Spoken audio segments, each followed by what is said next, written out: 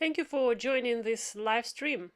I think you are interested in self-motivation, or at least interested to stay motivated.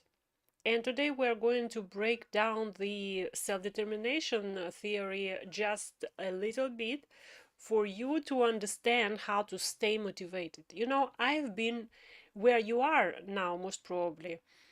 I tried to stay motivated. Sometimes I couldn't finish what I was starting. I couldn't pursue my goals. Sometimes it happened.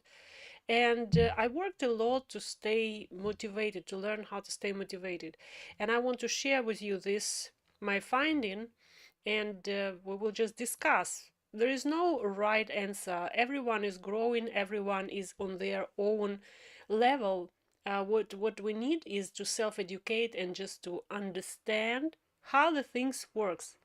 What mechanisms are behind our behavior, like why we are doing things, why we are not doing things. And that's why this self-determination theory is important to understand, because you will see, looking in your past, why you couldn't keep doing what you had to do, what made you, to be disappointed, to abandon some things that maybe were important for you. Ready to go?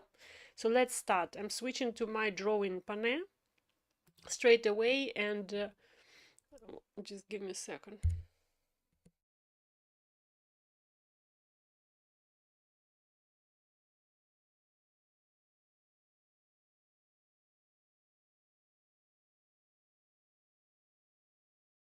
You see, we have a winter here in Greece. It's high humidity, very cold because of this, although it's just something like 18 degrees Celsius, which would be a paradise for some people, but it feels like 13, it feels cold.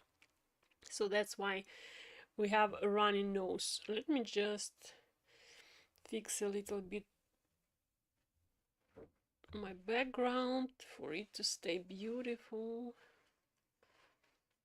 I think it was my cat. Yeah, so it showed some things there. All right, ready. We will cut it out later. Thank you for joining, and right where you have joined from, because we're starting. Look at this. Yesterday we had 34 subscribers. Today we have 133. Well, it's just live. Someone likes what I'm sharing, someone doesn't like, but the most important is that I know what I'm sharing with you. I know that what I'm sharing is not for views, it's not for likes, it's for your life mission. It's tools.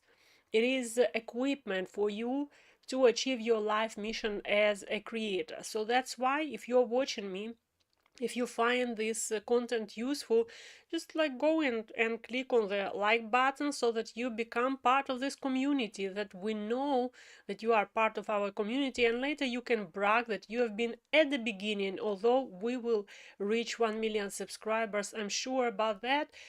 And let us go and start. So self-determination theory is basically about motivation. It's not called the motivation theory, but it's about motivation. That's why you need to understand this. And it has fundamental. It's based on three fundamental needs of people. So number one, it's autonomy. Oh, what I'm doing, it's autonomy, not autonomy. Sorry about that. It's autonomy. So what means autonomy? It means that people are motivated when they can say, I choose this, or I have chosen this. Do you know why it's important for people to choose something? For example, I worked a lot with students in large programs that are very difficult to work in, because you have to pursue your goal despite all challenges that you have. And many people, they fall away, they cannot keep going, And for your success as a creator, you have to keep going. And you need to find the motivation that will help you to keep going and never give up. So how do you never give up? Number one, your motivation has to cover the need of autonomy. It means that I have chosen this. So you feel that it's in your control, that you are doing this. This is number one. And when my students, they were enrolling, they were choosing the results, but they were not choosing what they will have to do for results. So when they were starting the process, they were really challenged because of the life happening, because of the, you know, the cognition challenges. They couldn't understand some things, and etc. and so on. And like discipline, consistency, and everything, it requires motivation. And external motivation, like accountability system, the peer pressure that is part of my my coaching groups, they were helping at some point, but they were not 100% sustainable. And I came to conclusion that people need to learn different type of motivation so that they can be self-motivated. And that's why I'm talking today about this self-determination theory. We're not going to be going in too much detail. I want to understand you. I want you to understand the structure, and then I will break down to you how you can go from being unmotivated and losing motivation to always being motivated. How about this? Do you like this? Thumbs up to this video, share this video, and after watching this video, save clips of what you will like in this video, so you can share just 1-minute clip to your YouTube channel. So number one is autonomy. Autonomy, and the number two, we will say B, is competence. So when you feel like you are competent, you are more likely to stay with the task because you believe you can do it. The competence stands, the phrase for the competence, it's I can do it. I am capable of doing this. So if you believe you can, if you believe in yourself, you most likely will stay committed to the challenging task. Another motivation need that motivation has to cover is relatedness. So what relatedness stands for is you feel like you are related to what you are doing, to this group, to this mission. You feel connected. Relatedness. So you feel connected, and that's why it gives you motivation to continue. So if you have these things, then most likely you will be your motivation will be self-generated. So it will be internal. It will go in. It would be going from inside, and you don't need to have external validation. Like for creators, it is likes. It is subscribers count, money. It is some kind of rewards. You will not need those things. I am a person who is internally strongly, eternally motivated, eternally motivated, but I am also highly result oriented. So we will talk about this just a little bit later, and I want to pass this idea to you, how to be both internally motivated and results oriented. Because you see, just to be internally motivated it has its weaknesses.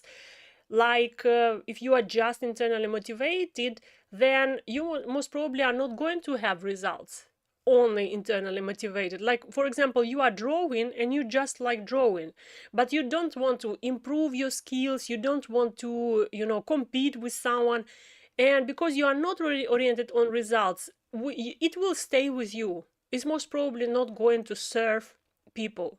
So everywhere is there weaknesses and strong parts, and I want to review them. But before we go there, we need to understand this theory. So when these three needs are met, you will be enjoying what you are doing, you will be feeling energy, you will be resilient, you will be able to complete what you started. And when something is lacking, for instance, relatedness is lacking, you will feel like this motivation disappears. After time is going to be withering off. If you don't feel like you have autonomy, you have chosen this, that's your choice, then most probably you will be pushing yourself too hard and burn out, because it's not sustainable. It's going to be stressful, it's going to be really unpleasant. So that's why it's so important to find the motivation and learn to generate motivation in a way that is going to be continuous, sustainable, and you can have it for a long time. That's what we are talking about today. So this is SDT, self-determination theory. You can read about this a little bit later, because that's not main thing that we're discussing today. But this motivation is these needs, they create in different combinations, they create different types of motivation. It's intrinsic, internal motivation, and external motivation.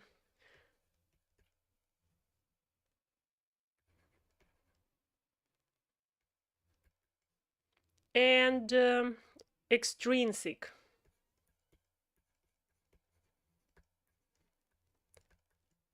Or to be simpler is internal, external. So those are two different motivations. And intrinsic motivation is when you are driven by curiosity, by your identity, by things that come from inside. It's you do it for your own growth, for your own satisfaction, for your own pleasure. This is intrinsic. Extrinsic is you are doing this because of the guilt, because of the fear, because of fear of missing out, losing something. And this extrinsic motivation, it has 4 different levels, and those all levels, you need to know about them, but they are, for you to know, they are not sustainable. This is where people feel like they are trapped at work, they're trapped because these 4 levels of extrinsic motivation they have, and they are not satisfactory like the intrinsic one. So let us see those 4 levels. So the level number one is external regulation.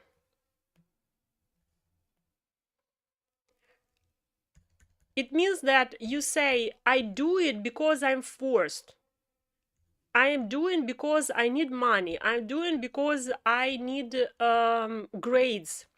I do it because I don't want to be kicked out of the coaching group. This is what very often happens to my students. They just, when I say that, guys, if you do not report 3 times your progress, you are out of the group independently of you paid or not, because you are not active, and we don't want to have dead bodies in the group. So you are going to be kicked out. As soon as they learn that they will be kicked out, they start to perform, they start to do things that are just requiring 5 minutes. They could do it before, but now they have external regulation, and they do it because they are forced, because of things that they can lose. It's very unstable, and it's very unsustainable, and it creates friction and a lot of irritation. It creates irritation in the trainees. It creates irritation in the person that has to regulate. So that's what usually happens on my coaching group, but I want to transfer my style of the group to more of internal regulation. But that's growth. This is the process. You don't get there just straight away, while your life is about external motivation. So you need to change the style of motivation that you usually apply in your life. Sometimes people even enroll in the course, or they enroll in coaching because they need accountability, peer pressure, they need external regulation. So there is introjected regulation.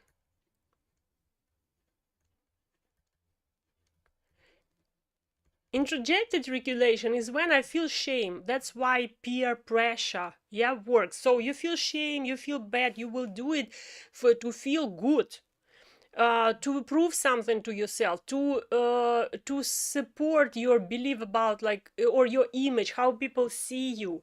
That's introjected. So it's turned into you. It's projected inside you for you to feel good. The pressure is still external, but you will feel good if you align. Not just you need money and stuff like this. Number 3 is the regulation that is called identified.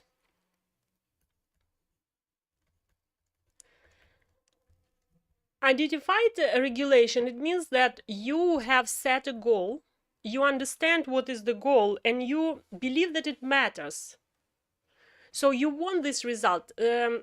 Maybe not you set a goal. Maybe someone set goal for you. Like you enrolled in the course, you have set a goal for you to get this skill.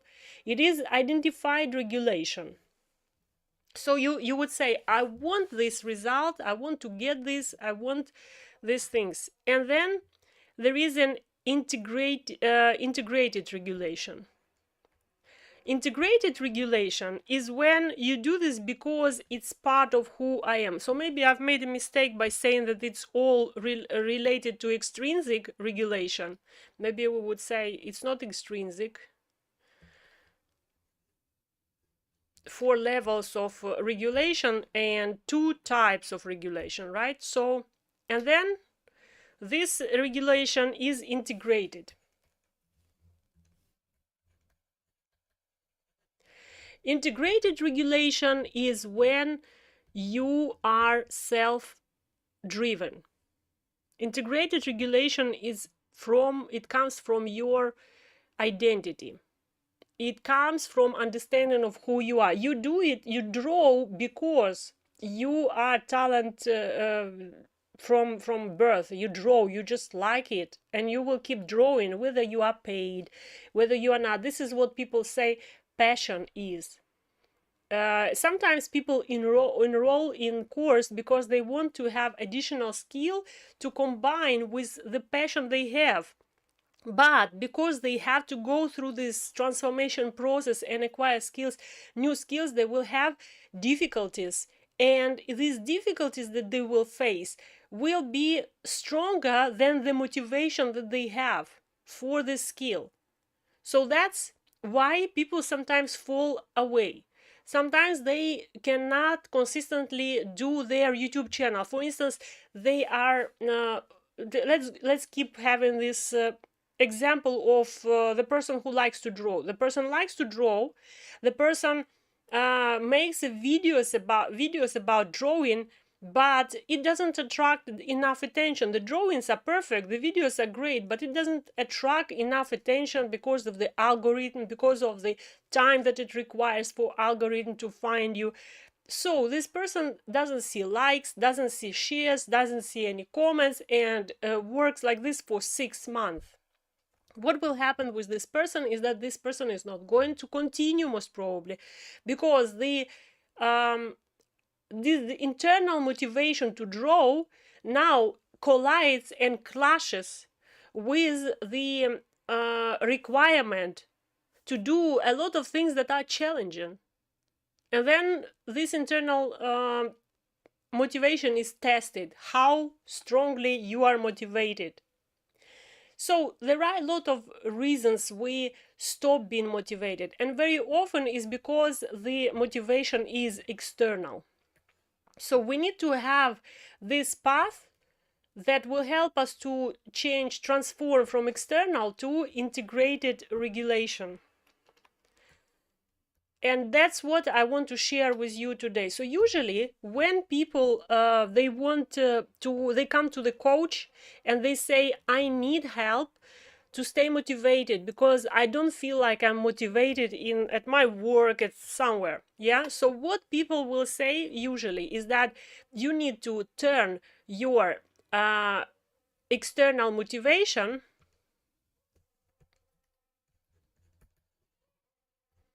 into a process-based motivation.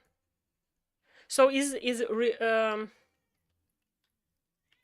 external or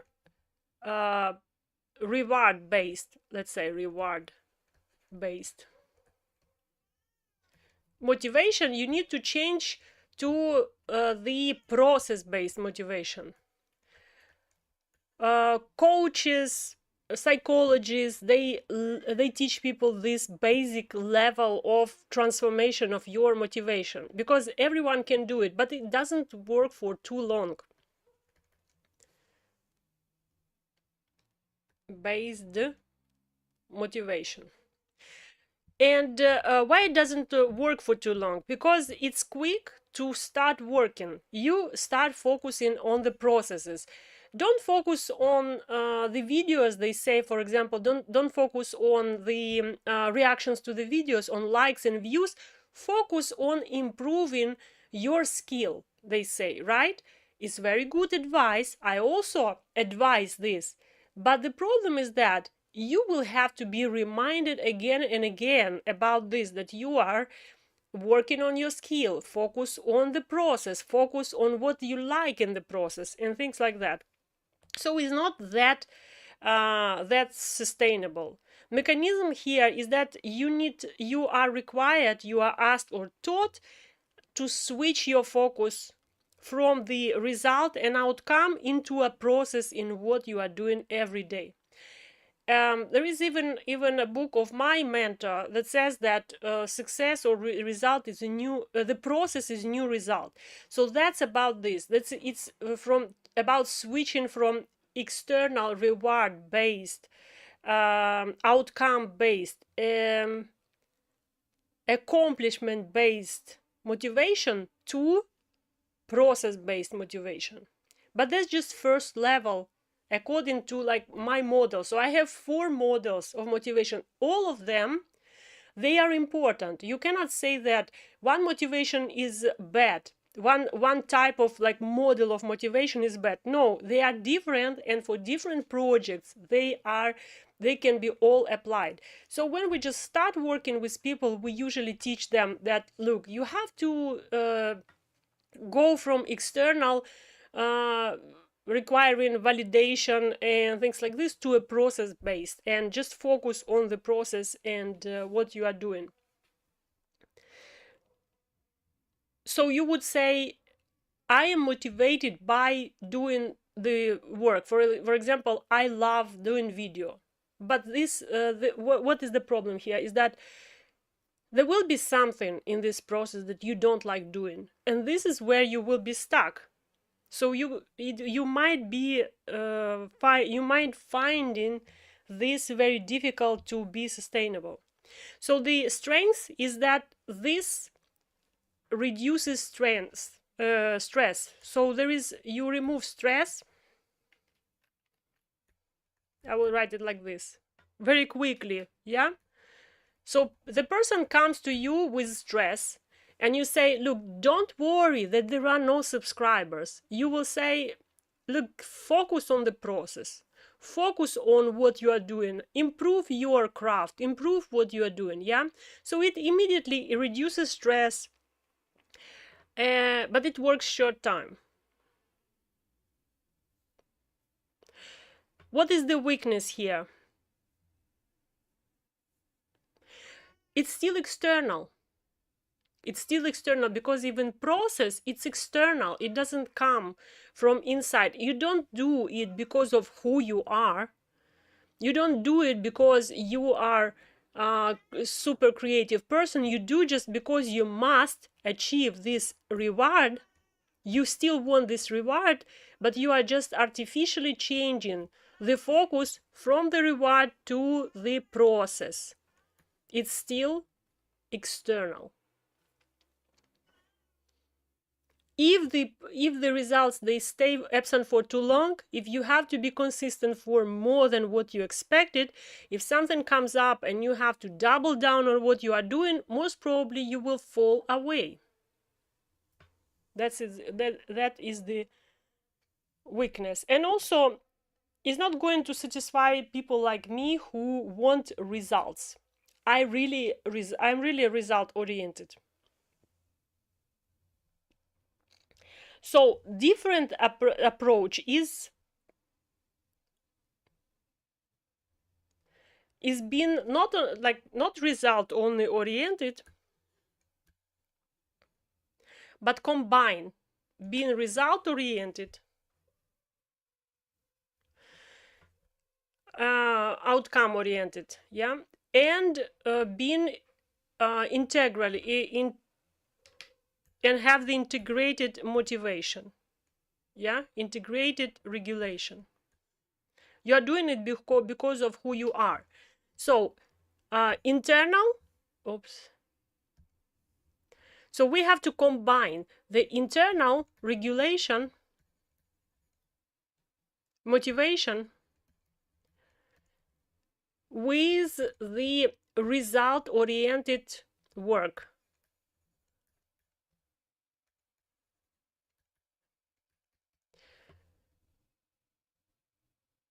This is called I am.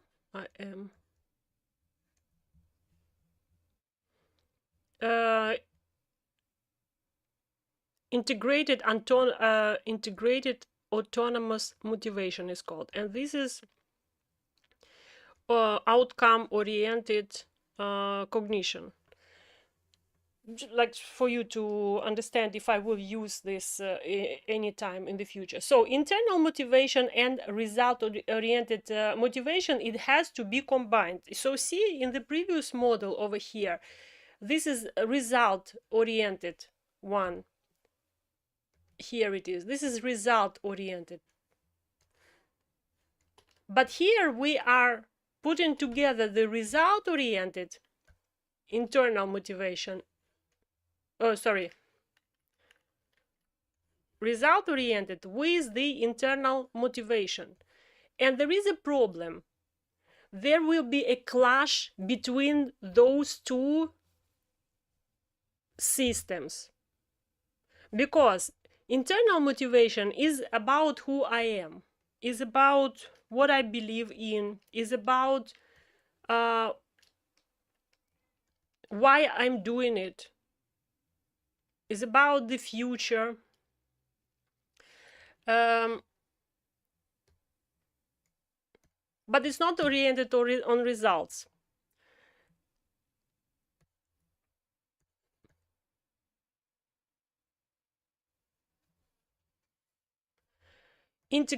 Integral autonomous motivation is when you integrated the goal that you are chasing.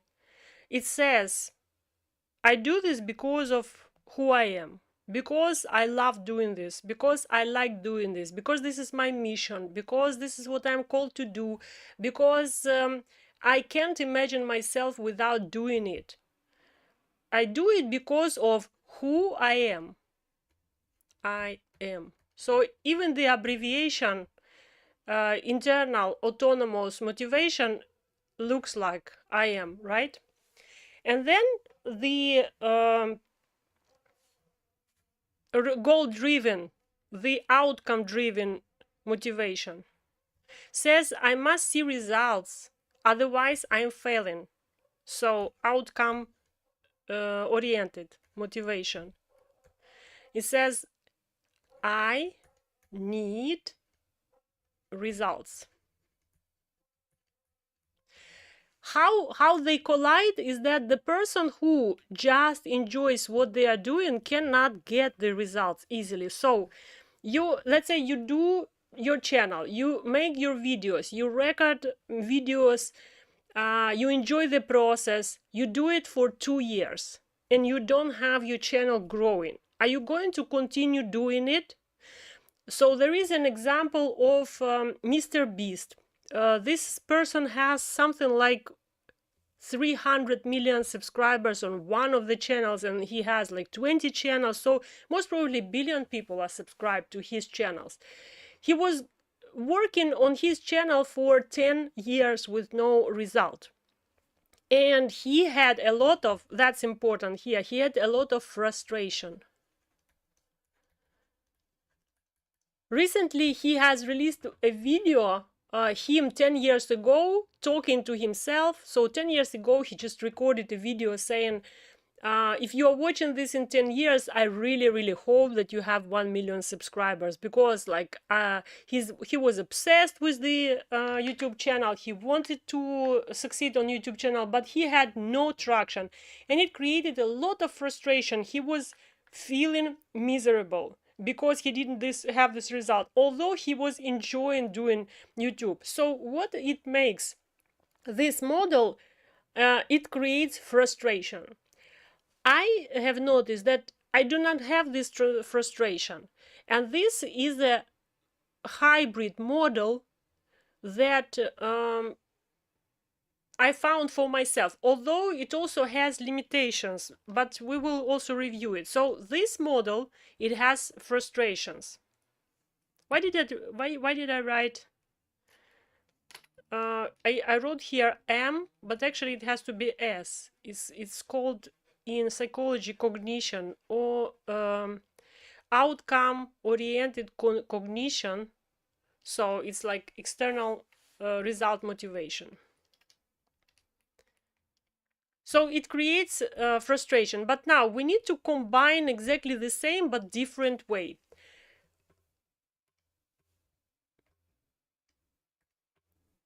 What do we have to do? So we have this external motivation, which is outcome-oriented cognition. And we have internal motivation,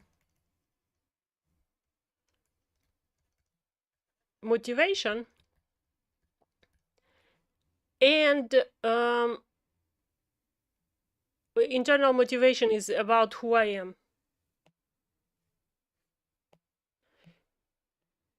And to remove the clash,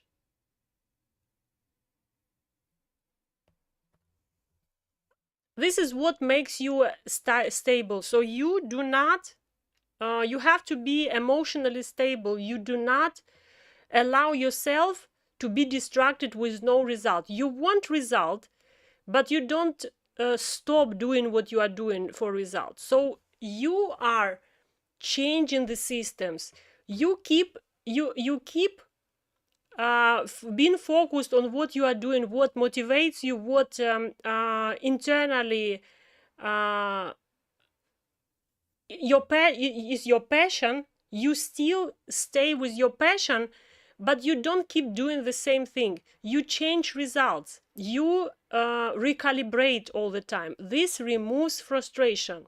So if you keep doing what you are doing over here, so you are motivated, you really want to do some good things, but it doesn't work for you for a long time, you have frustration. So to remove this frustration, you need to recalibrate always what you are doing. So you don't focus on outcome, you do things for outcome, for external result, you do things, but if it doesn't work, you recalibrate, you don't stop. I don't know how clear is it, but there is a weak thing over here. The weak link here is that if you are very much internally oriented, you want also, you work for results, you are wanted everywhere. people want to work with you, but then they get disappointed for one reason. You are recalibrating, you're changing, you are improving things, you are finding new solutions. But why people get frustrated when they work with you? This is me, this is the person I am. I am like motivated with no stop. I will change, recalibrate, will never give up. So what happens when people work with me, like investors? If I take a project and I work with this project, I will recalibrate till I die. So I will not consider the lack of limitation. And here is the problem, because if this project will have limitation, I cannot see it, I cannot spot it, because my mind refuses to see it. So it's not a perfect model. So we said the first model is the model where you are just motivated by external results. The second model is when I'm just trying to create simultaneously the new chart to work with. And you can write a comment if you have, or you can share your thoughts. If you want to share something, it will be just great.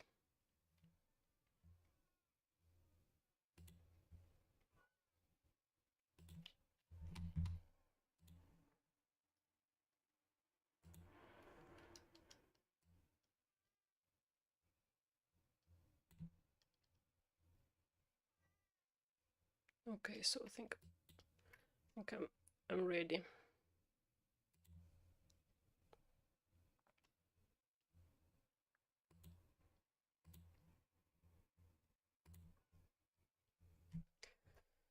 Okay, so we had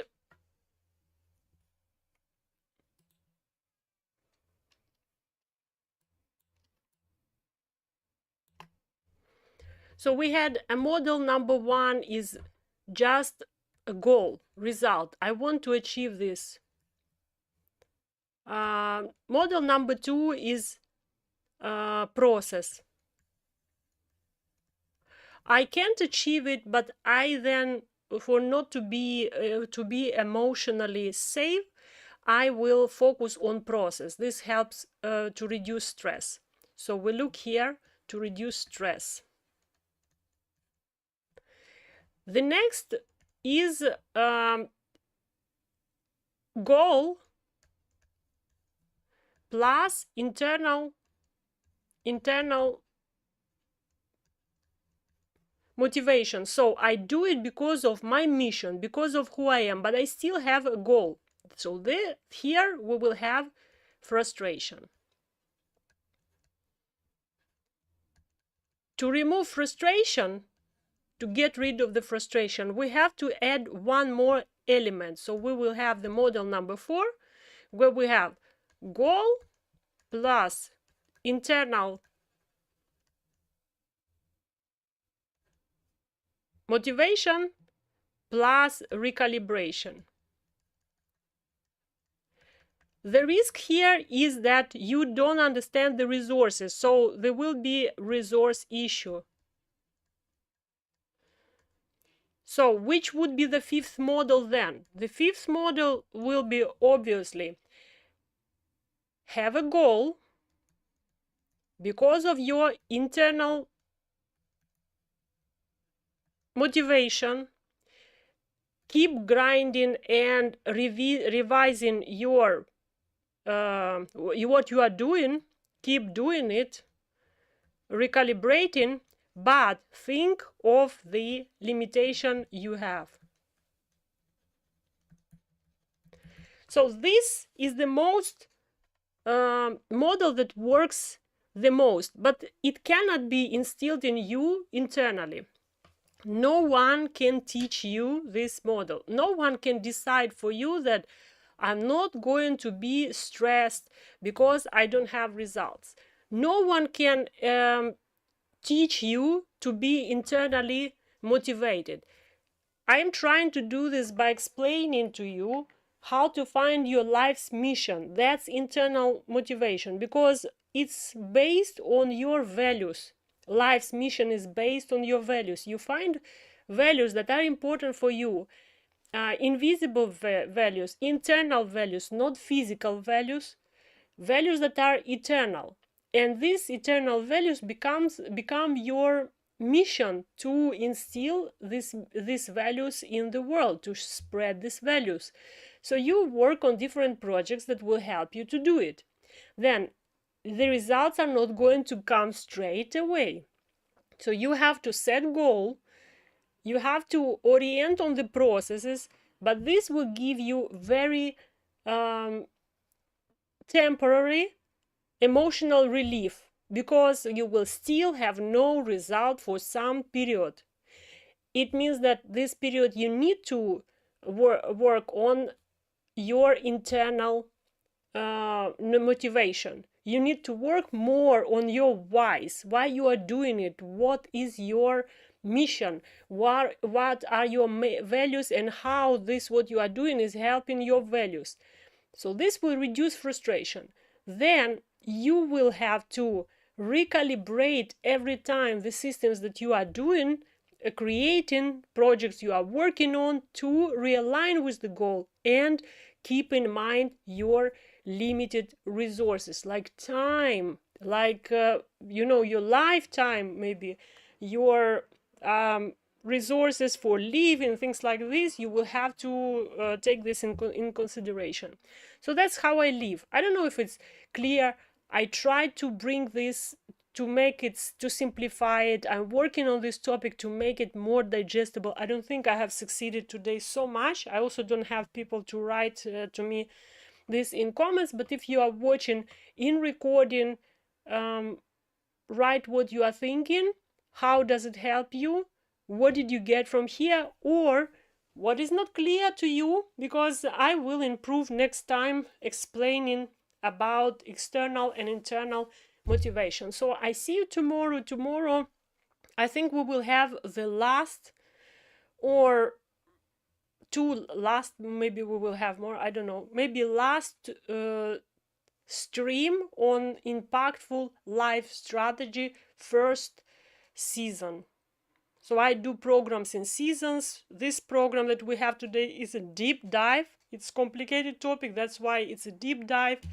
But tomorrow we have a little bit lighter version. It's about impactful life strategy, where you plan your life even beyond your lifetime. That's what I teach you to do. So I will be happy to see you tomorrow. See you. Bye bye.